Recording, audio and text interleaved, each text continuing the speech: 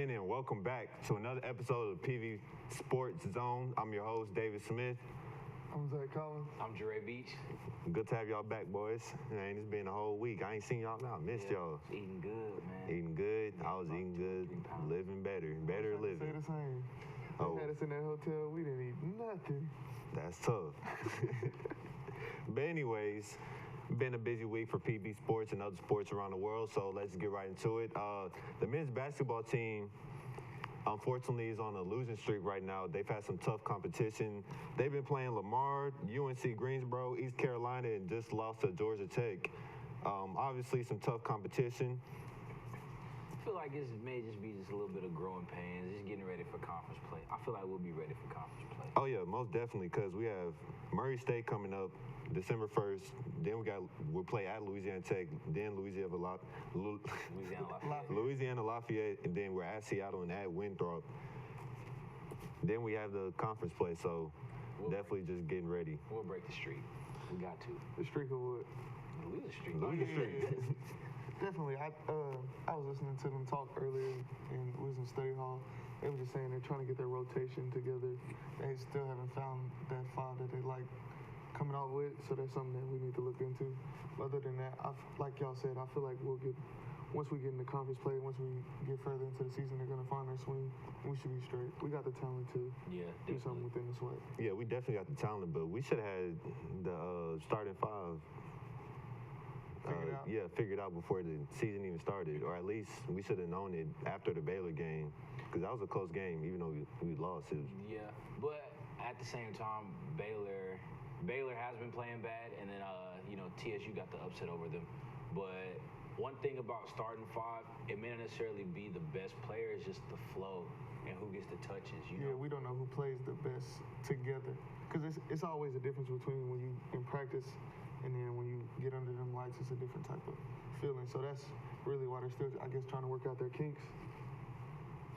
All right. The women's volleyball team went into the SWAC tournament and unfortunately came out with a loss against Alabama State. So that ends their season. Didn't have the best season that they was looking for, but they obviously knew what they had to work on. Yeah. Their season didn't need much commentary. It was much of the same thing over and over. Yeah, offense wasn't there, defense was, but you need offense to win games. Hello. Speaking of offense, 60-14, TSU came out with a loss. PV Panthers finished the season right. And make sure we weren't here last week, so shout out to my boy Zach. Say the other score too, because we what other score? 66 against Alabama. Oh yeah, 66 to Alabama State.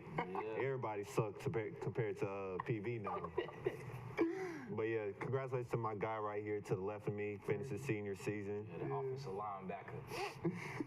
See my boy out there, boy. I was tearing up, man. Overall, it was a great season, but I mean, I feel like we still. It was underwhelming. Yeah, it was a couple games where I feel like we shot ourselves in the foot. It was just mental mistakes. As far as next season, next season has really a bright future. You got my boy Jalen coming back, Dewanye coming back. So, I mean, a key offensive loss, skill players, Marcus Hardy. But, I mean, I feel like Coach Dooley will have something shake next season. As far as talking into next year, you got, I would say, roughly 4 to 5 people coming back on the offensive line, and that's not even include Rod, who didn't play this season. He had to sit out, but he's coming back. He was a starter a year ago. So that's something to look forward to. On the weapons, we got Tristan Wallace, who was a 4-star recruit coming out of high school. Chris Johnson, he tore his ACL in camp. He's coming back. You got Jeffrey Rector, Kayla Rouse. As you said, we're 3 deep at running back. We still got Broach. We still got Goodwater and Dewanye, as you said. Defense, that's where we need to, I would say, our recruiting. We got to get some linebackers in because I think 4 of our 8 linebackers left. We got to replace Will Skinner. Yeah, Skinner on that pick. We got to replace Will Skinner. That's something that needs to happen. But as far as for the game against TSU, it was our most complete game. But it still gives you a summary of how our season went, because at certain points of the game, the offense couldn't score. At certain points of the game, we had a bad snap on punt, which was the theme of our first 4 games this season. But also, you had a theme of the defense playing well. You had a theme of offense clicking. And it was funny as I had tweeted, because after the game we played Alabama State, and Jalen had went off. Coach Julie was like, "Welcome back," because he had been missing for a couple weeks. But definitely, they do have a bright future. I feel that they're definitely probably going to go into being a favorite next year at the SWAC. Definitely. Especially with this recruiting season coming up. But I think they're really just looking for depth on the offense, and then looking for some players to come and step in right away on the defensive side. So we definitely have a bright future, and I'm grateful for my time I had here. So you gonna go to the desk, ESPN desk? Definitely. That's the goal. Always doing the goal. But anyways, we ain't got time for no commercials, so we're gonna get right to NFL. Oh, before we get to NFL though, who you think from our PV team has a chance of going to NFL? I think Quentin Bell, his move to defensive end might have saved his career. His You think so? football. Oh yeah, I would He had a definitely. 'Cause breakout year. Whenever the thing about him is he's gonna run probably a 4.4 at the slowest. Slowest. At the slowest, which means like he's gonna run Ain't he like 6'7", 4.3. something like that? He's like 6'5", but Oh. he's like he ran state track. He had a USC offer for college track, so he has legitimate speed. So once he learns how to play the position, he's definitely gonna have a future. It's just somebody has to buy into him. Marcus Hardy has a chance. Will Skinner obviously made plays to have himself a chance. We didn't even talk about the PBU he had in the Grambling game that won the game single-handedly. But players like that, Willie Green is looking into it. I would say Jamal, but he has a little issue as far as with his neck, so I think he's done. I have no want to play in the NFL. I don't have the opportunity, so I'm not really tripping off that. But we have a couple of players that if they get the chance, they definitely can do something with that opportunity. So we just need the opportunity, the look, I would say. Yep, keep the hope alive. Lamar Jackson is now the starter for the Ravens. Joe Flacco is hurt. Started out 2-0. Looked pretty solid. Yeah. Yeah, man. Yeah. The only issue that I'm seeing, his athleticism. He's the most talented player on that team. So I mean, certain mental mistakes that he had with the 2 interceptions, he can make up for that with I feel like he's good at managing the game. Despite he doesn't need to throw the ball necessarily downfield. If you have a shot, take it. But like Coach Lynn used to say, don't go till you know. But he looks good. I don't think Joe's getting his spot. Yeah, he's not getting that spot back. He's definitely gonna be probably traded for. I don't think his contract is up. I think he has another year or so on his contract. So he's probably going to be trade bait within the offseason. Jaguars. You think so? I think so. I feel like that would be a good fit for him. They have deep targets too that he can spread the field with, like D.D. Westbrook and stuff like that. So I definitely would like that move if he goes their way. But as far as for Lamar, my only thing is he can't run that many times. Like 2 weeks ago, he ran 27 times. He has a wiry frame. He's not built for that. Yeah. So that's just something I would like for his carries to dim down. But obviously, they weren't all design runs. There were some he just took off. But still, that's not something I would want. Even Jalen physical self, I wouldn't want Jalen running the ball 27 times. Right. That's just something you don't want your quarterback. You don't want to take that physical pounding. Yeah. But the future looks bright for them. They still need to surround him with some weapons. They don't have a running back that they can really depend on. Michael Crabtree is up in age. He's in his 30s now, so he's not a number one receiver that's going to be there for the 10-year period. You want to see a quarterback receiver have that relationship. So that's just something they need to get into. They need to get him more weapons. But their offensive line they're starting to come together with the Zeus Brown Jr. He replaced his dad 10 years later, which is ironic. They had the little story about that on NFL Network. But I'm glad he finally got his chance, and he's proven all the naysayers wrong, like Irsay, who said he wasn't going to be a comparable NFL quarterback when you have people like Blake Bortles. So who can't complete a screen pass. Come on now. Speaking of comparable quarterbacks, Dak Prescott faced the Redskins last Thursday on Thanksgiving Day. Cowboys, your team, came out with 31-23 win. You already know. Now they're first in the NFC East. Future looks bright. Future looks dim. I will say, I don't look dim. Now, we do have New Orleans, and I will say New Orleans is a very good team. Y'all not beating New Orleans. I didn't say smack. Pause. I thought the Falcons game was going to be close, and that wasn't close. In my heart, I'm rooting for the Cowboys. In my head, You understand y'all about to lose. Have a higher percentage of winning than the Cowboys do.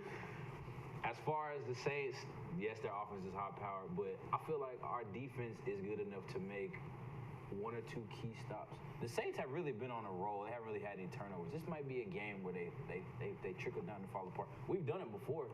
Y'all remember when they went, what was it, like 11-0, 12-0? We went to the Superdome and won. It can happen. And that defense was horrible. We got a good defense. Van Der Esch, solid. Like, that was a shocker for me because he's had a breakout game ever since Sean Lee left. But before Sean Lee even got hurt, he was leading the league leading the team in tackles. You got Jalen Smith locked down. He gonna hit. He gonna bring that. He gonna lay that wood.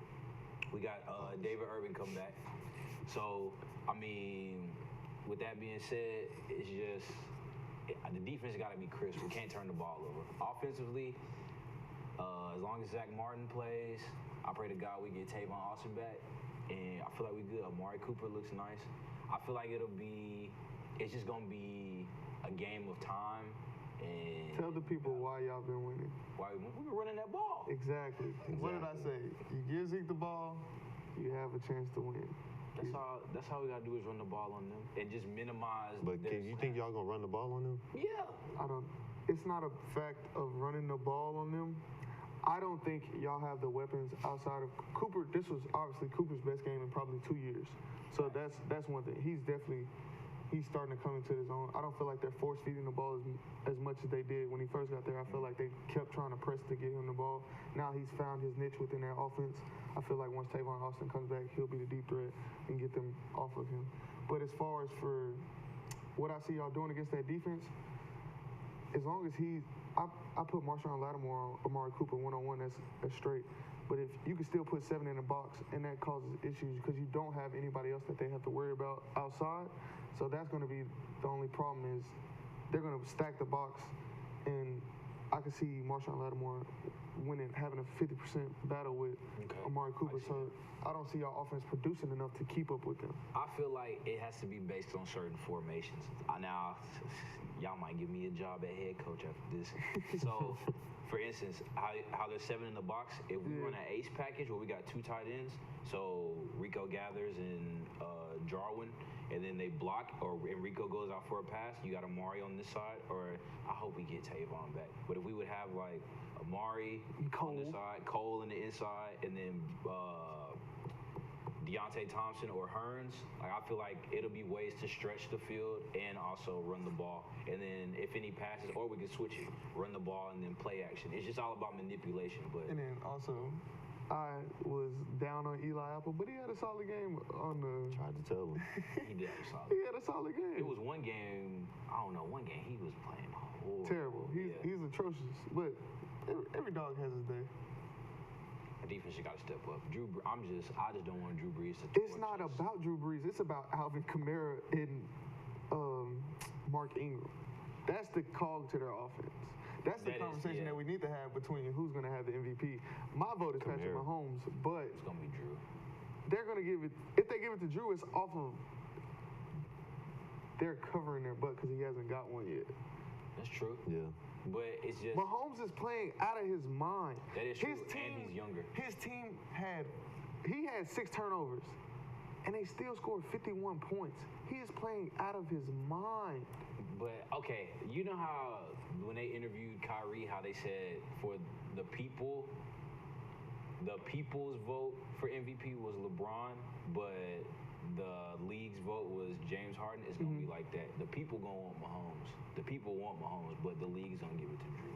They just have to. Just like how the league gave it to Tom. Like it's just a veterans league. But so he's just playing different. Like, facts. He's playing like a video game character. He's definitely like you can see like out of him, the 3 best players on the field Monday night was Tyreek Hill, Patrick Mahomes, and Todd Gurley. Yeah. Like you could just see it. Like they're just playing at a different level. So that's my only thing.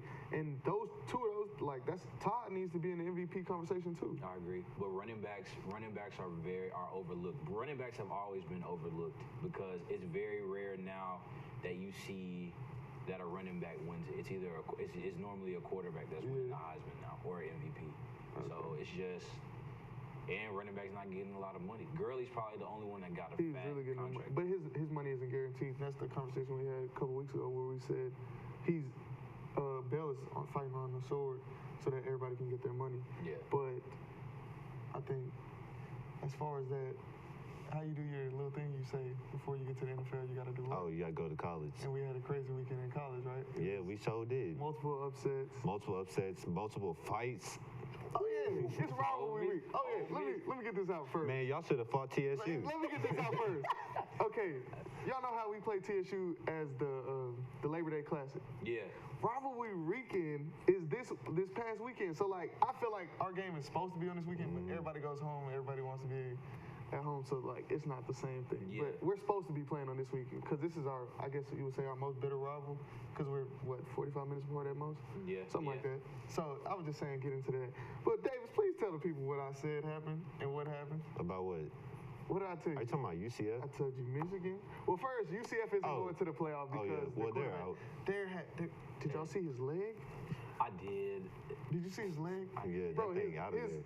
The top half of his leg is straight, and then his kneecap over is right here. I was like, that's not humanly possible. Yeah. That's not okay. But yeah, Ohio State, they came out. I picked Ohio State. Smacked Michigan. Alabama won, but they got to face Georgia now. And so Alabama gonna beat Georgia. Yeah. And OU gonna beat Texas. Kyler Murray gonna avenge his loss. OU gonna make it to the fourth playoffs. They play Bama first one. I will say and this. it is gonna be up. I will say this. If Ohio State goes berserk offensively and defensively, like remember that year where they won that championship? If they do that, they could slip through the cracks. Yeah. But the only way to see that's what this thing is this weekend.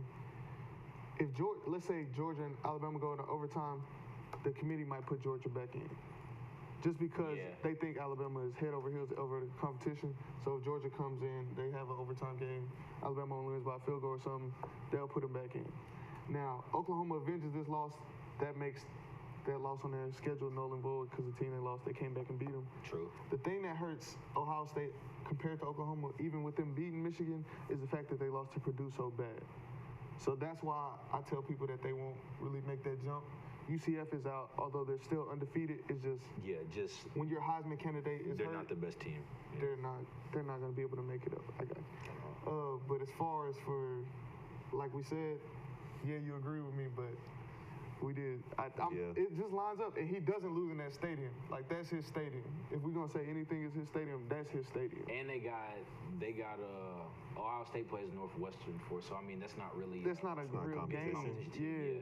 So it's all the BCS points is just crazy how they have it. College football playoff, but it's okay. College football playoff. Can't beat it. I mean, you can't live without it, can't live with it, something like that. Can't live with it, can't live without it. Yeah, we can talk about this stuff Wednesday. We ran out of time. Notre Dame getting slaughtered. Notre Dame is not getting slaughtered. Notre Dame getting slaughtered, man. I don't care who they play. Whatever. I'm David Smith. I'm Zach Collins. I'm Dre Beach. From the Panther Sports Zone. Mr. Ray.